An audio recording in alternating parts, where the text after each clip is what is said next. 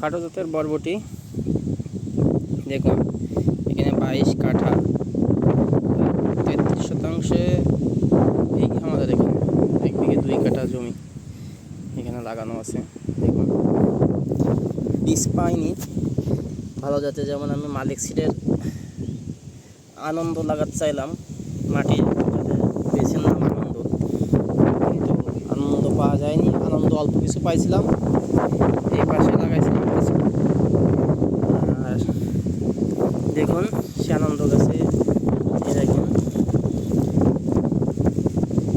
ফুল চলে আসছে, কুড়ি ঝড় চলে আসছে।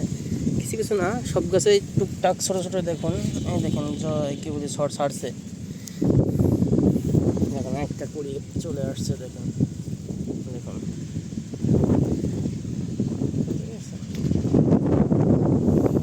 লাগানো আছে জুন মাসের 7-8 তারিখে, জুন মাসের 8 তারিখে লাগানো বীজ পোতা, জুন মাসের 8 তারিখে বীজ পোতা।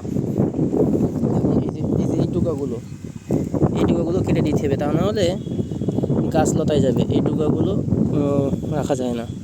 এই দেখুন এই ডুগা, এগুলো কাটলে এই যে এমনি এই যে এই পাশ থেকে ছড় বেরোবে। যে ডুগাগুলো হয়েছে তা পাই ধরে ধরে সব কেটে দিতে হবে। দেখুন এই যে 2 মাসে ফুল, 2 মাসে ভালো হবে মানে আপনি বরবটি তুলতে পারবেন 2 মাসে। কারণ যেহেতু আমার 1 মাস মতন হয়েছে, তাহলে আর 1 মাসেও অবশ্যই ভালোভাবে তোলা যাবে। আশা আছে, দেখা যাক যদি আবহাওয়া প্রতিকূলে থাকে। বৃষ্টি হয়েছে আমাদের এখন কালকে প্রচুর, আমাদের এই জমিটায় পানি বাঁধে না। দেখুন কোনো পানি নেই, শুকনো, মানে এখন আমি হেঁটে বেড়াতে পারছি, দেখছেন? এই দেখেন বরবটি সব জালি চলে আসছে, দেখেন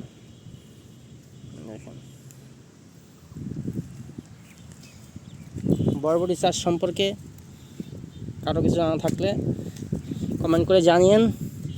আশা করি যাই তার প্রশ্নের উত্তর দেওয়ার চেষ্টা করব। ঘাস হয়েছে জমিতে টুকটাক ভালোই, দেখুন ভালোই ঘাস হয়েছে।